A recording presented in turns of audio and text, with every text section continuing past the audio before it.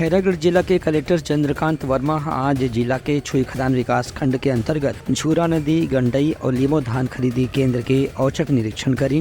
बेरमा collector खरीदी केंद्र में स्टॉक उठाव, टोकन और ड्रेनेज सिस्टम समेत स्टेकिंग सहित दूसर चीज के जानकारी प्राप्त करी। कलेक्टर के कहने से कि झूरा नदी में जो ड्रेनेज सिस्टम बनाए गए है उनमें काफी अव्यवस्था है और ठीक करे के जरूरत है। उन्हें गंडई के धान खरीदी केंद्र में खलो अव्यवस्था देख के कलेक्टर तुरंत तेला दूर करे के निर्देश दीन। उनका कहना से कि किसान मन ला कभी भी धान खरीदे और बेचे के मामला में कोनो किस्म के परेशानी नहीं होना चाहिए। कलेक्टर अधिकारी मन ला सख्त निर्देश दीन है कि धान खरीदी केंद्र हो चाहे नदी के किनारे स्टेकिंग के या ड्रेनेज सिस्टम के काम हो, सब में गुणवत्ता और ईमानदारी के विशेष रूप से ध्यान रखे के जरूरत है।